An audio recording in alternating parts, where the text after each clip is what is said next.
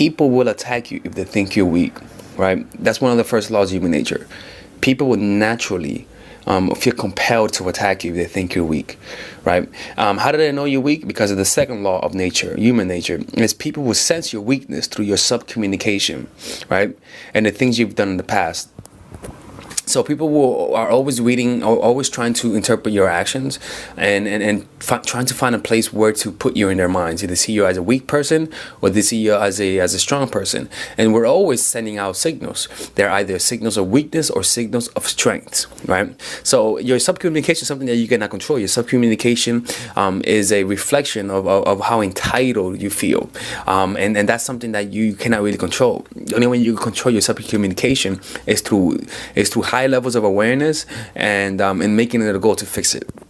And the third law of human nature is that people are after the easiest win. They will deter from you if they sense you will harm them. So the third law of human nature is that people are after the easiest win, and if you give them an easy win, they cannot help but attack you and take advantage of you, right? But also in the same line is that people, if they feel like in the attempt to take advantage of you, that you will harm them and that you will retaliate, they will back off from you. So if they feel like you are weak, but you have some fight in you, or you have something to stand for, that you're not gonna go down like a dog, they will deter from you. You know, it's kind of like an animal. I'm not scared of a chicken, right? Why? But if a chicken attacks me, I'm running away from that motherfucker. Not because I'm afraid that I'm afraid that I can't kill it, but because in the attempt to push it away, that chicken might hurt me. You know what I'm saying? I don't want that, so I'll leave that chicken alone, even though I'm stronger than the chicken, right? So now we understand that people will attack you if they think you're weak. But then people will sense if you're weak through your subcommunication, and people are after the easy victories. And so that's why you've been taken advantage of, because maybe you started off in a bad place in life. Maybe you had a bad childhood, or maybe you had a bad experience and you interpreted it in a negative way.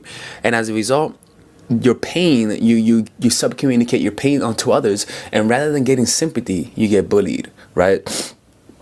And as a result, because you get bullied and you can't defend yourself, you don't fight back. And then that accelerates the process. And as a result, you sort of become a victim to life, right? And life will keep attacking you while you're down. When you're down, it has a momentum. It's fucked up, but that's human nature, right? Like when you're being killed, other animals come and eat you, right? And so they try to get that easy win, or that easy meal.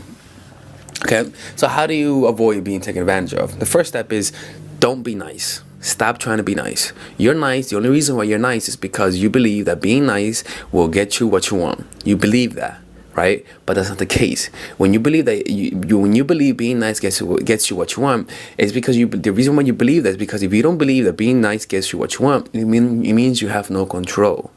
Being nice to you means that, sure, I may not have what I want, but if I'm nicer, I may get what I want. It gives you some control. Stop trying to be nice. Confront people. Focus on confronting. If you are too nice, focus on confronting. I'm not saying that to confront. I'm saying that if you're too nice, focus on confronting, just to overcompensate. Now, if you're one of those motherfuckers who like to confront people, then don't take this advice, because this is only to overcompensate for your lack of assertiveness, right? So focus on confronting, because what that would do is that will force you to focus on the uncomfortable feeling of fear of making people uncomfortable. The willingness to confront that sends signals of strength, and it is the unwillingness to confront that sends signals of weakness. People can feel that. People can feel when you're willing to fight them. People can feel when you're not willing to fight them. And when they feel that, they'll back off. Trust me, they will back off, right? And also, so don't be nice, focus on confronting. Second, when you feel like not confronting, do the opposite, right? Again, only if you're the kind of person who doesn't confront. And the third thing, make your goal complete independence. That means that means emotional independence, and then physical independence and financial independence. Remove any dependence. Why? Because when you become dependent on someone, it exposes you to emotions, to strong negative emotions. It makes you emotional, right? And it also limits your options because you depend on somebody. So you have to wait on them, and you don't have any freedom because you depend on them to complete whatever the hell you need to complete, right? So what you have to focus on is focus on being self-sustaining and not needing the guy or not needing anyone to feel good about yourself. Because when you focus on self-sustaining, you remove the responsibility of somebody else making you feel better. Because when you desire happiness and when you want happiness through a relationship, you are essentially saying, I'm putting my emotions in your hands. And the thing is that the reason why people do that is because life is hard. Life has been hard to people. They just want to surrender. Life has so much structure and so much responsibility that they just want to be able to just let go. They want to relive what it is to be a child, not what it is. They want to have that feeling of dependence of a parent, especially if they never had it. Especially if they always had to be the parent, they want to feel like that. So that's why they wanna have somebody who they can depend on emotionally. The problem with that, it exposes you to negative influence. It exposes you to people who will take advantage of you. I'm not saying everyone will, but there's a good chance that when people feel taste of the feeling of being dependent on them, they become addicted to it. You see what I'm saying? And so what they'll try to put you in a cycle of pain and pleasure in order to get you attached to them. What you have to do is not give any room. Is make your goal independence. When you feel like you're becoming dependent on someone, that should signal a red flag. I'm not saying not to love them. I'm saying to be emotionally identified by them, to depend on your happiness on them completely. And being afraid and the thought of losing them causes fear. No, I want you to be able to think of losing them and be okay with it. Not because you want to leave them, but because you know you'll be able to survive the pain of losing them. And that's the thing. Having the confidence to be able to survive, having the confidence to be able to survive any emotional pain, because it's your fear of dealing with the pain of losing people that causes dependence on people. But when you know that you could handle the pain, it frees you up. It frees mental RAM. You're able to think of losing them and not panic. You know what I'm saying? So that should be your goal. And the way you do that is it's literally making it a goal. And when you make that a real goal, you will have that. You just have to give yourself time. All right? Anyways, this is Alex. If you guys want one-on-one coaching, go to mindfulattraction.org. Take care and bye-bye. All right, ladies and gentlemen, if you guys ever want to learn how to use your feminine energy to influence people, learn how to use your masculine energy to become more assertive, and also learn how to blend both energies to improve your dating life, your spiritual life, honestly, your relationship life, your family life, your career life, this is the course for you. If I had to make a course for my nieces, I have two nieces, one is 19 and one is 15. 16. Holy shit.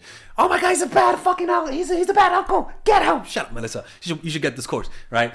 And this is the course that I will make for them. So, for example, watch the curriculum, right? In the first week, we're going to be showing you how to establish a strong masculine foundation without letting it hurt your feminine energy.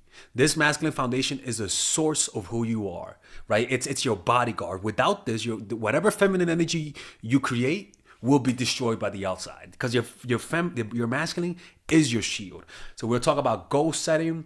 We'll talk about how to develop a serious attitude. We're going to be talking about how to use more logic, how to use more goal-oriented behavior. It's more how to be a man. Now the next one is how to embrace the feminine energy, right? This one will teach you about how to minimize excessive masculine traits, developing self-awareness, healing abundant feminine energy, regulating your emotion, mastering voice qualities and facial expressions, surrendering control, and allowing pain to be felt. This is honestly, this will supercharge, like Kaioken, your masculine energy. After that, we have femininity in the workplace and how to be feminine in the workplace without letting people take advantage of you, and the nuances of how women on power should behave versus women who are subordinates in the workplace, and even the dress code. This is based on psychology, people. It's kind of insane. I'm actually excited about this one. The next week, we talk about navigating the labyrinth of male and female friendship. And this, a lot of women find confusing, so we talk about that. and how to identify envious friends, how to identify the good friends, how to keep male friends, and how to keep female friends. Week 5, we talk about how to release the burden of the past and stop destroy mental projections. This is actually really powerful. And then week 6, we talk about how to increase your observational power so that you can read people better.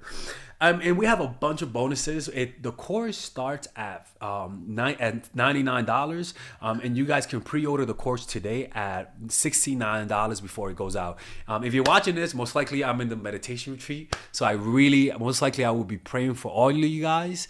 And just click on the description down below of the video. Right there, you'll see it, and you can pre-order that course. It's gonna be out by the end of next month or the beginning of February of March. One of the two, people, because I have a 10-day retreat to do, and I want to finish the course after the retreat, because I think the ideas are gonna be so much better. All right, man. I'll see you guys later. Pre-order, man. Oh, I'm closing the channel.